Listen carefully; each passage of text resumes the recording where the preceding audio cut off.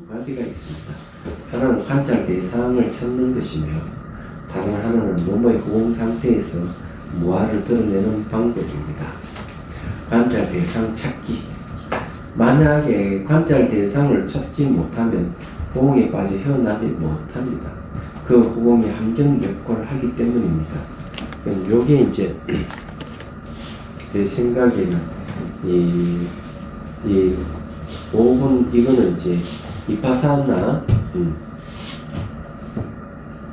네 번째 단계의 몸 소멸이 지혜를 얻는 단계거든요. 이때 이거 설명을 이때 해도 좋은 부분이에요. 몸이 다 소멸해가지고 몸이 텅 비어 호응 상태에 왔을 때 여기 적용됩니다. 이게 여기에는 지금 보니까 이파사나 10번의 단계에서 이걸 좀 얘기를 하는데 이거는 앞에 붙여도 되겠다는 생각을 합니다. 자, 그래서 하나는 관찰 대상을 찾아야 되고 다른 하나는 몸의 호응 상태에서 무아를 드러내는 방법을 써야 된다. 그죠? 자, 첫째 관찰 대상 찾기입니다. 만약에 관찰 대상을 찾지 못하면 호응에 빠져서 헤어나지 못합니다. 그 호응이 함정 역할을 하기 때문입니다. 호응은 모양과 색깔이 없기 때문에 인식 대상이 없습니다. 관찰 대상이 없다면 관찰 중에 어떤 판단도 할 수 없으므로 무지해집니다. 이 무지에 빠지는 것을 무기공이라며 이 무지에 빠졌을 때 불멸이 지나는 신을 찾게 되고 허무에 빠지게 됩니다. 그래서 관찰 대상을 찾아서 관찰함으로써 의식을 깨어있게 하고 무지에 빠지지 않게 해야 합니다. 어떤 분이 찾아와가지고 이렇게 얘기해요. 몸이 다 사라져버리고 아무것도 없다 얘기야. 그래서 이 사람은 텅 빈 거 보고 있다. 그 제가 뭐라고 얘기했는가 하면은 그 호응을 보고 있으면 무지해집니다. 호응은 무지를 일으킨다. 제가 얘기해 줬어요. 그래서 몸이 다 사라지고 아무것도 없더라도 감각은 남아있기 때문에 감각을 알아차려야 됩니다. 감각이 일어나고 사라짐을 보셔야 됩니다. 바닥에 닿아 있는 부분이 감각이 있지 않습니까? 관찰하십시오. 제가 그렇게 얘기를 해줬어요. 해줬는데도 자기는 그걸 호응을 그냥 공성으로 생각했는지 모르지만 연달아 똑같은 질문을 3번이나 하는데 제가 똑같이 일어나고 사라짐을 봐야 됩니다. 호응을 보고 있을 때는 관찰 대상이 없기 때문에 호응을 보고 있으면 무지해지기 때문에 관찰 대상을 찾아야 된다고 그렇게 얘기해 준 적이 있어요. 자, 그 관찰 대상은 감각입니다. 즉 몸이 사라져 아무 형체가 없는 중에도 몸의 감각은 남아있습니다. 이때부터는 바닥에 닿아 있는 감각을 관찰하면서 몸의 감각을 관찰합니다. 이때 일어나는 감각을 삼법인을 통해 무상고 무아임을 관찰해야만 의식이 깨어나면서 지혜가 개발됩니다. 이렇게 해서 바닥에 닿아 있는 감각마저 사라지게 되면 호흡 관찰을 이어지는데 호흡 관찰 역시 삼법인으로 무상고 무아임을 철저히 관찰해야 됩니다. 그냥 이 엉덩이 감각 없으면 이제 호흡 관찰을 오는 거예요. 삼법인은 몸이 비어 있은 그 자체가 곧 빈 마음을 알아차리는 것이 중요합니다. 몸이 다 비어 있어도 비어 있는 그 자체가 자기 마음인 줄 알아야 된다. 이게 호응은 인식 대상이 없기 때문에 관찰하는 의식만 있습니다. 그래서 호응이 의식이므로 관찰 대상은 바로 호응을 아는 의식입니다. 그렇기 때문에 몸의 호응을 삼법인으로 보면 마음도 삼법인이 됩니다. 그러면 몸과 외계의 구분이 없어지고 무주체의 마음이 됩니다. 여기에 이제 얘기하는 건 뭐냐면 호응도 알고 보면은 자기 마음이다 이거죠. 그러면은 그 호응을 이제 호응을 아는 의식 그게 바로 관찰 대상이에요. 그러니까 이 몸의 호응을 삼법인을 봐라겠죠. 그럼 마음도 삼법인이 된다 이렇게. 근데 텅 비 아무것도 없는 걸 보고 있을 때 보고 있는 마음만 딱 남아요. 보고 있는 마음. 보고 있는 마음이 이제 바로 관찰 대상이 됩니다. 호응이 의식이기 때문에 대상은 바로 호응을 하는 의식이다 하는 말이 그런 뜻이에요. 호응을 보고 있는 의식이 관찰 대상이 된다는 거죠.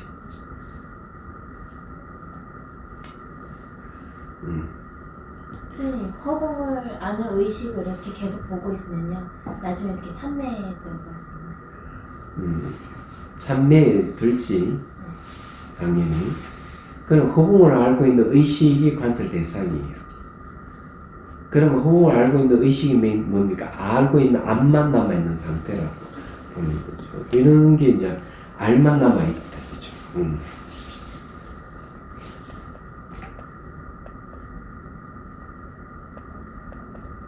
그럼 암만 남아있을 때 이 암을 보는 거죠. 이 암을 이제 다시 이제 삼법인 관찰하는 겁니다. 그거 왜 그러냐면 그 의식, 그 허공을 하는 의식은 변화가 있어요. 얘기하죠. 허공은 이 대상이 없기 때문에 허공을 대상으로 수행을 할 수 없습니다. 지혜를 개발이 안 돼. 무지를 일으키는 거예요. 자, 빈물을 통해 무아를 체득하기. 몸이 호응이 되었다고 해서 몸이 없어진 것은 아닙니다. 몸의 형태나 무게를 가지고 있다고 느끼는 것은 몸의 감각과 생각에서 비롯되며 감각은 주관적인 것이고 객관성이 결여되어 있습니다. 감각과 생각은 현재의식, 자아의식, 심층의식과 심층의식이 잠재되어 있는 과거의 경험, 인자의 영향과 지배를 갖습니다. 그래서 이 감각이라 하는 거, 생각이라 하는 게 현재의식뿐만 아니라 심층의식의 영향을 받아요. 그래서 일상에서처럼 몸의 형태나 무게가 느껴집니다. 말하자면 몸 그대로 심층의식이 무의식입니다. 몸도 알고 보면 무의식이에요. 그래서 변화를 지켜보는 수행에 의해서 일상의 마음이 자비의 마음으로 바뀝니다. 일상의 마음이 자비의 마음으로 바뀌면 부정적인 감정들이 사라지면서 몸의 지각이 사라진 것 같은 경험을 하게 됩니다. 몸의 형상이 사라지는 현상 때문에 일어나는 체험입니다. 자, 이게 왜 무상과 변화를 관찰하면 왜 자비의 마음으로 바뀌느냐? 모든 사람들이 여기서 벗어나지 않기 때문에 그래요. 모든 사람들이 알고 보면은 변하는 거예요. 변하는 존재들이에요. 그런 걸 마치 실체가 있다고 생각하고 살으니까 그런 사람을 봤을 때 영민이 일어나는 거죠. 이야기하자면 그런 겁니다. 여기 그런 게 이제 빠졌어요. 이제 이 변화를 지켜보게 되면은,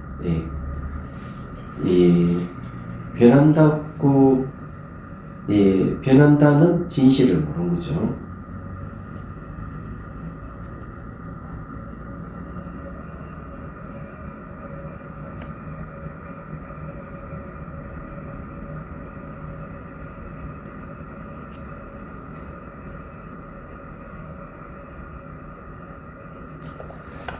자, 그 다음에 봅시다. 그렇지만 감각의 변화를 지켜보는 게 소홀해지면 이때 감각의 변화는 일어남과 사라집니다. 자신의 감정과 분별의 마음 등이 감각에 달라붙습니다. 그로 인하여 몸의 무게, 형태 등이 다시 나타납니다. 이 무게랑 형태 왜 나타나는가 하면은 그 감각이 자기 감정, 생각이 딱 달라붙어버려요. 그러면은 이 두께라든지 무게라든지 이런 게 나타나버려요. 그럴 때는 역시 현상을 이 감각으로 다시 돌려봐야 돼요. 그러면 다시 이제 두께나 무게 같은 것들이 사라지고 감각의 변화를 볼 수가 있어요. 자, 몸에 호응이 될 때에도 주시를 늦추면 안 됩니다. 몸에 시선을 주기만 해도 몸이 사라져 없다면 이제는 눈을 뜨고 몸을 주시합니다. 눈 뜬 상태에서도 몸이 반영같이 되어 신만으로 몸 사라짐을 봅니다. 그렇게 안가밖에 없어진다면 일상생활에서도 몸이 없는 상태를 유지할 수 있습니다. 이때는 몸의 이제 형상을 보면서도 몸 형상은 없음을 같이 보는 거죠. 얘기하자면. 몸이 없는 상태는 시각적으로 몸이 있고 심한으로 보면 몸이 없는 상태를 말합니다. 이거는 이제 시각적으로 몸이 있는 거는 이제 속재라고 하고요. 심한으로 보면 몸이 없는 상태는 진재라고 한다면 이거는 진재와 속재를 같이 이제 보는 게 중요하다. 그죠? 이런 상태를 유지하는 것은 번뇌를 줄이는 방편이 될 수 있습니다. 몸과 마음은 번뇌가 일어나는 장소이기 때문입니다. 감각을 통해 일어나는 이미지와 그 이미지의 자아감정과 관련된 의미를 부여하거나 그 이미지의 다른 사실을 결부시켜 가까이 선화의 생각을 일으킵니다. 그러므로 몸의 형상이 사라지면 번뇌가 일어나는 것이 줄어들 수밖에 없습니다. 이 몸이라 하는 게 몸과 마음은 번뇌가 일어나는 장소예요. 몸과 마음은. 근데 그 중에 몸이 사라져 버리면은 번뇌가 훨씬 줄어든다는 거죠. 얘기하자면. 그래서 마치 몸이 쇠돌같이 가벼운 거예요. 그래 가볍다 하는 번뇌가 줄어들었다 하는 얘기입니다. 그래서 이건 수행을 해보면 알 수 있는 거예요.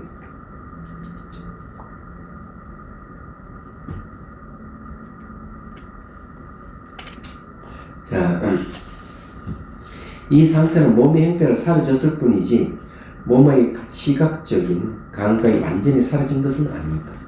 그러나 몸의 형상이 사라짐을 해서 몸과 관련되어 일어나는 각가의 생각과 이미지들이 멈춰질 수 있습니다. 그래서 몸과 관련된 과거의 기억이나 명상이 현재에 줄어듭니다. 뿐만 아니라 몸 사라짐을 통하여 삼법인의 지혜가 생겼다면 마음속 그림자는 트라우마가 더 이상 일어나지 않으므로 마음은 늘 평온하게 될 수 있습니다.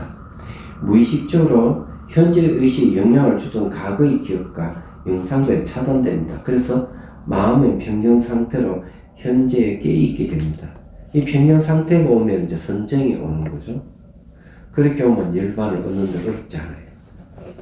특히 삼법인의 통찰에 의해 여러 가지 생각들과 이미지가 소멸하고 마침내 감각마저 소멸해 가는 것은 곧 주객의 소멸을 뜻합니다. 주객의 소멸로 몸과 마음이 그대로 삼법인이 되어 대상에 대한 의식이 없는 무분별의 마음 열림으로 갑니다. 그래서 빈 몸을 통해 자아 없음을 이해하고 체득하면 몸을 집착하는 데서 비롯되는 여러 가지 번뇌가 없어집니다. 이것이 고통의 뿌리인 자아를 없애는 방법입니다. 말하자면 공대나 허공을 얘기합니다. 공대의 허공성은 무아를 깨달을 수 있는 토대이며 바탕입니다. 이를 관찰하는 데는 다음과 같은 방법이 있습니다. 네, 방법에 대한 이야기예요. 자, 이런 이야기는 실제 수행하는 사람들에게는 필요한 겁니다. 이런 거는 이제 이파사나 네 번째 단계에서도 사라질 때 이대로 적용이 되는 거예요. 이게 역병의 단계에 와서 이 얘기를 했는데,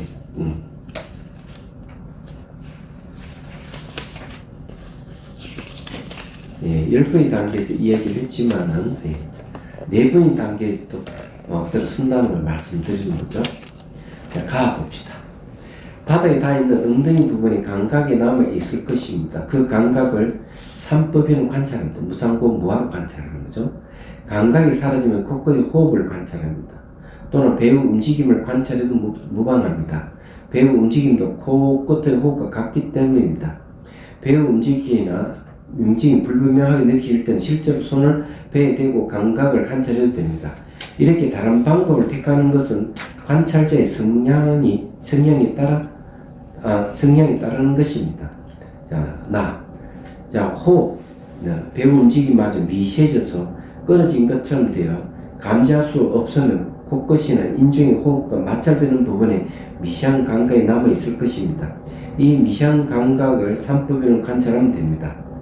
코 주위 감각만 사라져 몸의 모든 부분이 모두 사라졌다는 알미 남아있을 때는 그 알미 관찰 대상이 됩니다. 이때 이 알은 뭔가 허공을 아는 마음이죠.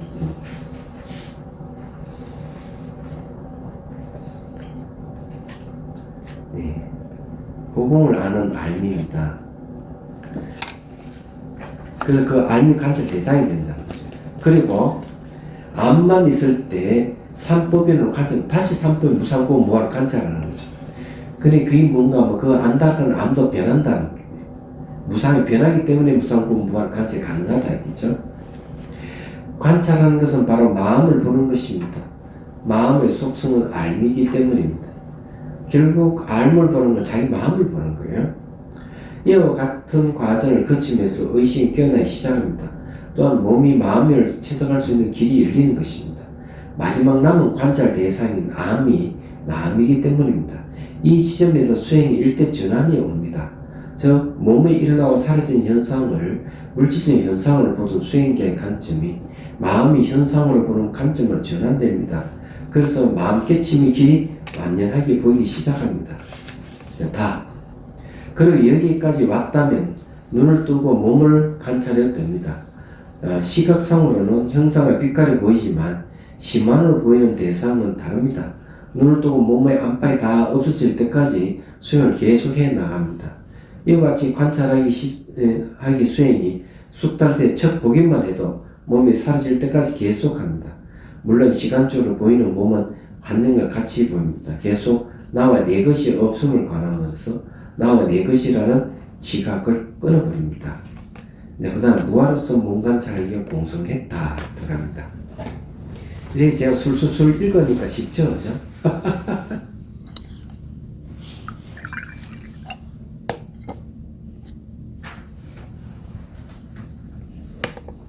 이 무아를 가장 일상생활을 체험할 수 있을 때가 언제일까?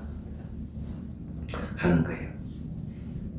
무아를 일상생활 체험할 때에는 자기 뜻대로 안 된다 하는 걸 알 때 무아를 확실히 알아요. 자기 뜻대로 되는 게 아니에요. 그래서 모든 원인과 조건을 맞춰야만이 된다 하는 걸 알게 되는 거예요. 그 사람들 중에는 그 의도가 너무 강해가지고 상대방이 자기 의도대로 따라주면은 좋아하고 따라주지 않으면 싫어하는 사람들이 있어요. 그런 사람 대부분 자아관념이 강하고 굉장히 성향이 진취적인 사람일 수가 있어요. 그리고 이제 그런 사람은 지도자로서 앞에 나서기를 좋아하고 그런 사람들이 꽤 있습니다. 의욕이 이제 앞서는 사람들이죠. 근데 이런 사람들이 이제 자칫하면은 자기 말을 따라주면 좋고 안 따라주면 싫어하는 거예요. 그래서 상처를 엄청 받습니다. 이럴 때 필요한 게 무와 이치를 확실히 알면은 그런 게 해소될 수 있는 거죠. 신문에 보니까 그런 게 나왔더라고요. 노동하는 사람들을 개돼지 취급하는 사람이 나타났더라고요. 그냥 깔아뭉개는데 암적인 존재라 그러면서 막 사장이 그렇게 했는 거예요. 고발 들어가서 그 사람. 그러니까 그렇게 이제 왜 얘기하면 살아오는 환경하고도 관련이 있어요. 내도록 뭐 부리면 살았던 습성이 있어가지고 그런 일하는 사람들을 그런 식으로 암적인 존재로 막 얘기하고 이러는데 그걸 이제 딱 해부를 해보면은 그 안에 뭐가 있느냐 나락하는 상이 있는 거죠. 근데 이게 나락하는 게 대체 어떻게 생기는가 하면은 학력에 의해서 나락하는 생길 수 있고요. 가문에 의해서 우리 가문이 어떤 가문이네 하면서 자아가 생길 수 있고 또 어떤 단체 힘에 의해 가지고 나를 내세울 수 있어요. 얘기하자면. 근데 자락하는 것이 다양한 형태로 나타날 수가 있습니다. 근데 그런 사람들은 굉장히 어려움이 많아요. 사업을 하고 뭘 하든지 걸리는 게 너무 많아요. 얘기하자면. 그래서 이제 이런 이치가 자아가 없다 하는 이치를 명확하게 알면은 리더십도 있겠다, 진실성이 있기 때문에 앞에 나서서 뭘 하기를 좋아하고 이런 사람들은 그때부터는 사업을 하든 뭘 하든 잘 돼요. 나아가 버려버려요. 그리고 항상 또 평등하게 생각하고 이래요. 근데 요즘 또 아직까지 여전히 개돼지 돼지를 보듯이 그런 식으로 낮춰보고 암적인 존재를 하는 사람이 있다 하는 게 참 신기해요. 제가 보니까 아직까지 있다. 자, 그 다음에 봅시다.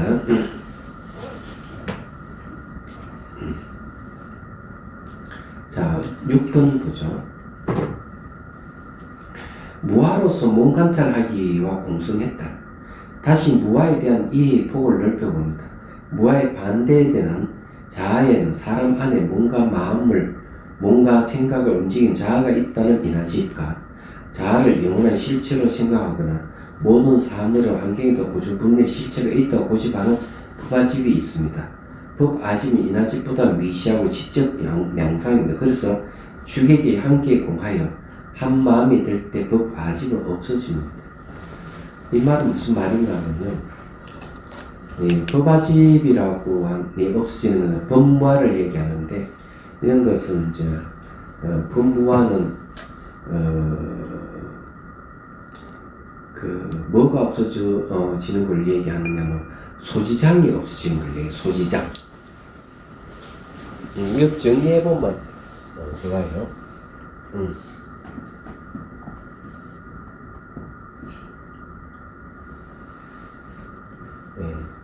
이나집, 법아집.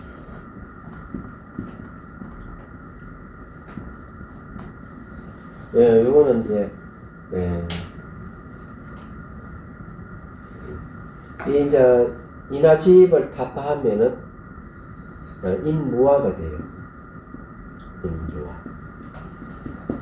요거는 이제, 다른 말로 하면은, 아공이죠, 아공. 그러면 이나집은 대개 이제, 요거는 번뇌장하고 관련이 있습니다.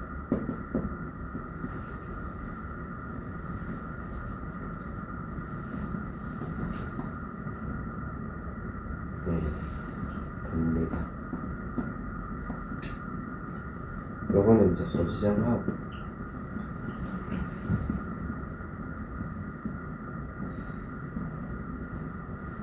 요거는 이제 문명.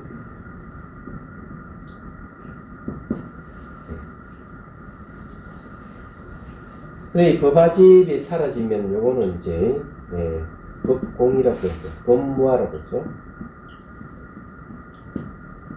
법공.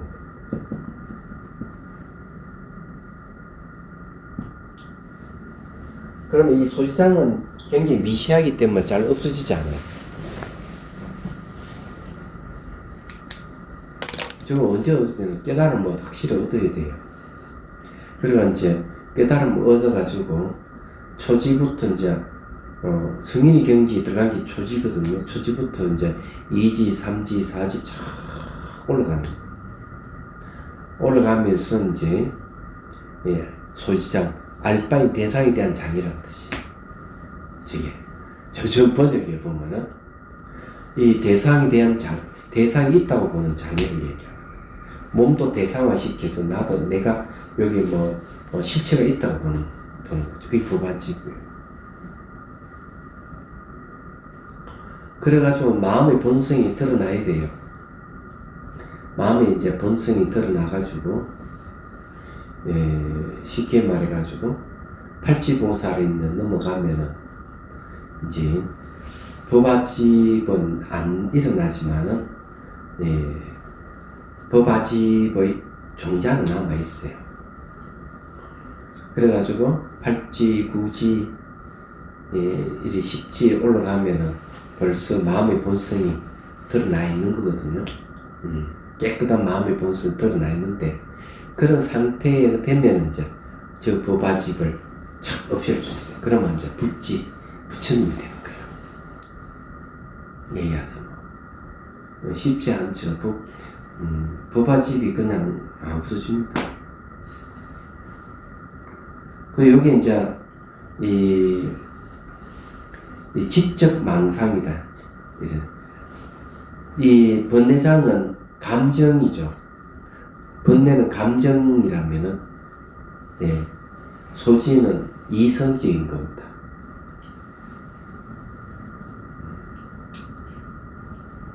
그러니 감정적인 번뇌와 이성적인 번뇌, 이렇게 해도 맞는 얘기예요.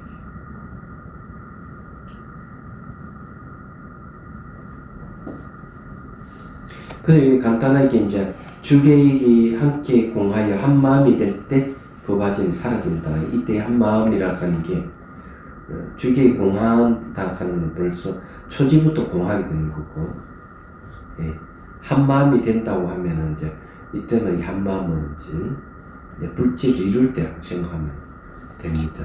얘기하시면.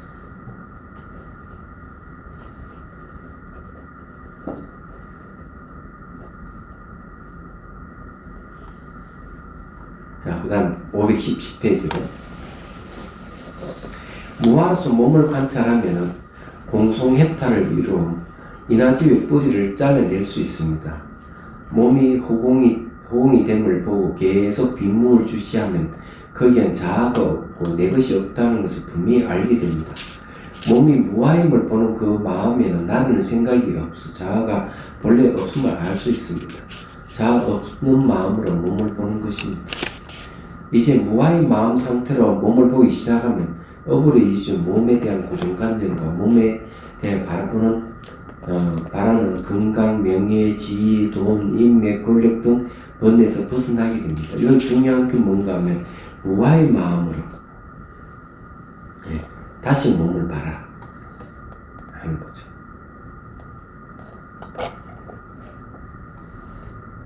이렇게 마음이 고통에서 벗어날 때 고정되어 드러난 업의 몸이 소멸하고 업으로 이어지는 인연의 고리가 끊어집니다. 업의 인연의 고리가 끊어지면 마음은 깊고 넓어집니다. 그러면 인연고리의 소멸은 열반이라는 바른 견해가 생기는데 이 견해는 접촉하고 겪어서 알게 됩니다. 업의 인연고리가 끊어져야 돼요. 얘기하자면 그래 이제 바로 열반 들어가는 거. 이건 이제 뭐라고 얘기해야 되나? 환멸연기죠. 환멸연기. 멸로 돌아가는 연기입니다. 자, 이렇게 무화로 마음을 낼 때는 마음이 지혜롭고 넉넉해지며 넉넉해진 지혜는 흔들림이 없는 지혜의 뿌리를 얻습니다. 이 지혜의 뿌리에 의해 열반에 대한 바른 이해가 생깁니다. 이 지혜의 뿌리가 자가 튼튼해지면 공성해탈을 얻습니다. 이와 같이 공성을 따라가면서 보는 지혜는 공성과 반대되는 평양된 시각에서 비롯되었던 모든 고통으로부터 자유로워지기 시작합니다.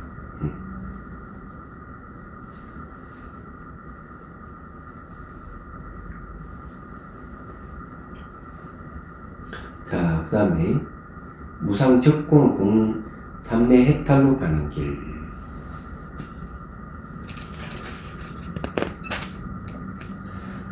자, 공성해탈이라고 하는 무아로서 자기 몸과 마음을 봐야 돼요.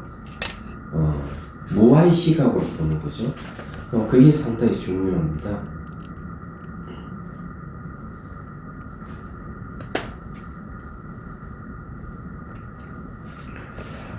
자, 자단계의 무상관찰 7단계 가운데 머문 없음에 마음이 머물 때 자성이 없는 텅 빔은 사람이나 사물은 무상하게 변함을 그 자체는 내장 실체가 없다는 것입니다. 모든 것이 공하다는 것을 알면 자아나 자성이 있다는 견해를 가짐으로 해서 일어나는 탐욕과 성능 그리고 무명의 속박에서 벗어나는 공삼매 해탈의 문으로 들어갑니다. 또한 탐진치가 공하며 마음의 움직임이 공하여 마음 자체가 공하다는 것을 적할 때는 공삼매 해탈의 문으로 들어가는 것입니다. 여기 내재한 실체가 없다 하는 게 중요해요.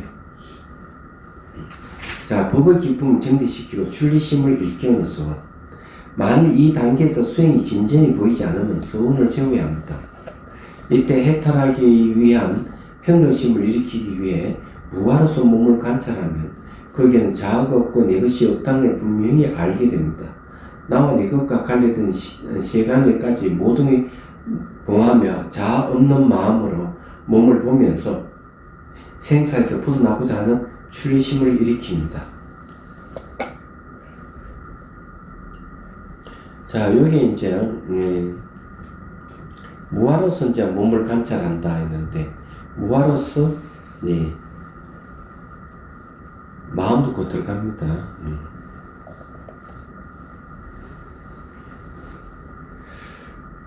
자, 출리심이 명상의 기폭제가 되는 약 중의 약입니다.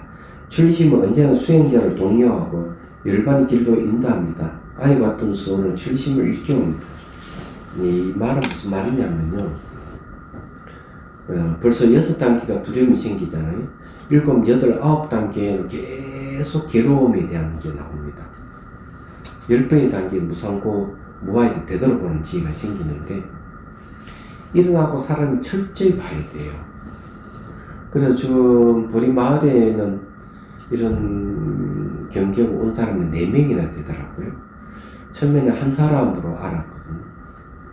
스님 한 분이라고 하는데, 또 찾아보니까 구사님 한 분이 벌써 그런 경계가, 야, 이게 참 우리 살고 있는 게 기댈 게 하나도 없고 이 생은 진짜 허망하다 하는 걸 생각이 들었다는 거죠.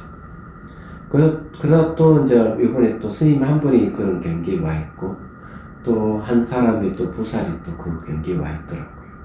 그 4사람이나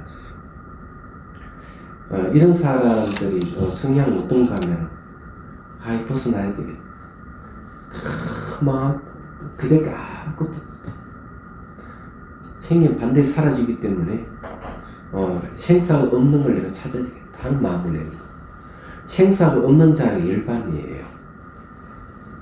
근데 대개 보면 나는 경계가 상당히 높아져서 막 이렇게 하는 사람들 중에는 그런 경계가 없는 사람들 많이 있습니다. 그러면 아직 모를 거예요. 그래서 이게 이제 참으로 허망해.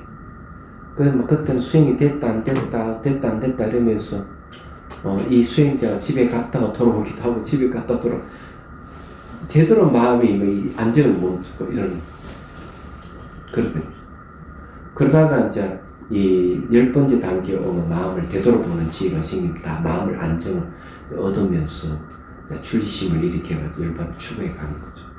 그래서 마음이 막 들떠가지고 막 안정부정 못하고 이런 상태가 와야 돼요. 그런 거는 앞뒤가 꽉 막 그냥 앞으로 나갈 수도 없고 물을 수도 없고 답답한 상태, 똑같은 겁니다. 답답한 거 얘기하다. 답답해가지고 막 어쩔 줄 모르는 거예요. 그러면서 생사가 없는 자리를 계속 추구해가는 이런 상태가 오는. 그게 출리심이 명상이 기폭제가 된다는 이유가 거기에 있는 거죠. 그래서 출리심은 언제나 수행자를 독려하고 열반의 길로 인도합니다. 아래 왔던 수호는 출리심을 일깨웁니다. 정신적인 고뇌의 귀지 고통의 이 괴로움에서에는 자아가 없다, 본래 없는 데 있다고 생각하는 허망할 현상이다.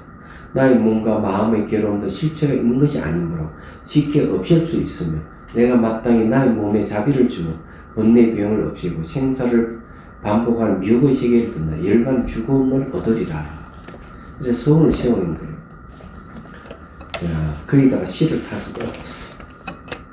몸의 고통 사라져 가니 진흙탕에서 벗어난 듯 빈자리 보이니 기쁨이 한량없다. 법의 바른 이에 생겼어. 용기 100배 가벼운 마음, 생사 반복의 미혹세계, 싫어하는 마음 일으켰어. 열반의 즐거움을 얻으리라. 초이경전에 줄기차게 얘기하는 게 또 하나 더 있어요. 그 죽음에 대한 명상입니다. 죽음에 대한 명상은 뭐 수다리 파이타에도 나오고 이러는데, 부처님께서 적극 그 죽음 명상을 해야 된다는 거죠. 그럼 그걸 왜 해야 되느냐 하면은, 그래야 생사가 없는 열반을 추구한다는 얘기예요. 그래서 사람은 반드시 죽게 된다. 그렇기 때문에 사람은 반드시 늙지 않을 수 없다. 늙는다. 사람은 반드시 병들게 돼 있다. 그래서 사람은 반드시 죽게 돼 있다. 이걸 얘기하는 거죠. 이 명상을 하게 하는 겁니다. 참명상에도 나오면 좋겠네요. 자, 이번에 나올 거예요. 이것을 법달거사님이 하는 걸 보고 깜짝 놀래요. 법달거사님이 그 내용이 그런 걸 나왔어요. 깨달음 지도 명상하기에 앞서 죽음 명상을 딱 이 수행 일기에 붙여서 딱 가져와요. 자기가 이렇게 명상하고 있는 걸 얘기를 하는데, 원래 그 깨달음 지도 명상하기 내용이 뭐냐면 죽지 않는 불사를 얻기 위한 수행 단계를 얘기하거든요. 자량도, 가행도, 수도, 견도, 수도, 구경도 이러면 생사 없단 말이에요. 그래서 내가 늘 생사해탈을 얘기하면서 죽음 명상을 빠뜨렸어요. 그것이 있는 줄조차도 몰랐어. 얘기하죠. 늘 생사에서 벗어나야 된다 얘기하면서. 아, 이 죽음 명상이 따로 있었구나 하는 걸 알게 된 거예요. 그래서 이번에 이제 그걸 앞에 1차, 2차 이렇게 해가지고 아마 참명상 요번에 한 번 그걸 배울 거예요. 그리고 자비수관 하시는 분들도 이걸 해야 되고 그래야만이 이제 됩니다. 자, 4 들어갑니다. 공단계로 가기 위한 방편의 하나 9번입니다. 앞에 8번, 9번 텅 빈 호응 상태에서 공성 드러내기. 앞에는 무아를 얘기하는데 이제 공입니다. 몸의 형태가 모두 사라졌을 때 텅 빈 호응 상태의 몸을 통해서 호응에 빠지지 않고 공을 드러내면 마음이 현사임을 깊이 체득해 가면 이것이 곧 대성의 수용으로 들어가는 것입니다. 호공을 이용하는 것은 분별심을 없애기 위해서 호공을 이용하기는 하는데 호공을 궁극으로 여기지는 않습니다. 네. 몸의 형태가 사라지면서 호응 요소가 나타나는데 호응은 인식할 대상이 없기 때문에 마음이 멈춰지면 혼침이 일어날 수 있습니다. 그래서 이게 혼침이 일어난다는 말은 뭔가 이 호응을 대상으로 해서 의식이 안 깨어난다는 얘기입니다. 그리고 호응이 인식된다면 그 호응은 마음을 의지하여 나타난 것으로 마음의 현상입니다. 그 의탁이성이에요. 네. 그 마음을 의지해서 나타나는 호응이기 때문에 또한 의도적으로 마음의 호응을 만들기도 합니다. 그래서 이 호응을 분석하여 공성을 드러내면 혼침에 빠지는 것이 방지되고 호응을 만드는 마음의 움직임도 멈추게 됩니다. 이때 깨있는 마음만 오롯하게 드러나게 되는데 그 방법으로 사유 분별을 사용합니다. 사유는 대상에 겨냥하는 뜻이 있으며 분석, 해체와 본질을 드러내는 특성이 있습니다. 여기 이제 통찰이라 하는 말을 빠졌네, 그죠? 자, 분석, 해체와 본질을 드러내는 특성이 있습니다. 공을 확인하는 방법은 다음과 같습니다. 호공을 이제 봅니다. 호공이 뭐겠어요? 자기 마음이란 말이에요. 얘기하잖아. 왜냐하면 마음을 의지해 나타난 마음의 현상이다, 호공이. 그래서 이게 내재하는 어떤 것이 있는가? 반문해 봐야 돼요. 두 번이 형상이 있어 깊이와 넓이가 있는가? 그런 거 없어요. 기멸이 있는가? 그니 일어나고 사라지는 게 있는데 기멸. 기멸을 하는 발생과 소멸을 얘기합니다.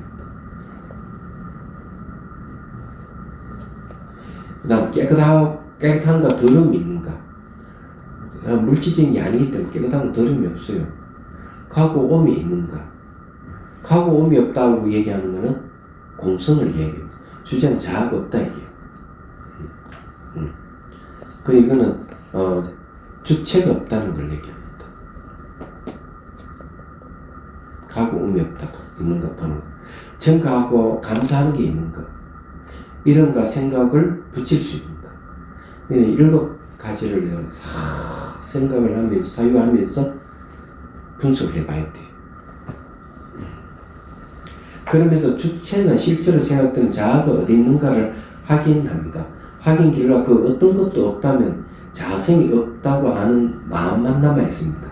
그 마음에 가만히 머물러 있으면서 잊어버리지 않고 붙들고 지속시키면 산매가 옵니다. 숙달될 때까지 정진하면 진여산매에 들어가게 됩니다.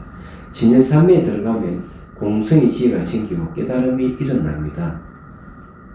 마음은 생멸이 없어 공의 자체 성품이라는 것을 깨닫게 됩니다. 이렇게 확인하는 과정이 몸의 공 상태에서 공을 체득하는 방법입니다. 이렇게 해가지고 아무것도 없다면 계속 이렇게 분석을 해봐야 돼요. 여기 이제 대상이 누구냐는 아는 암을 대상으로 할 수가 있어요. 이게 이제 다 마음의 현상이기 때문에.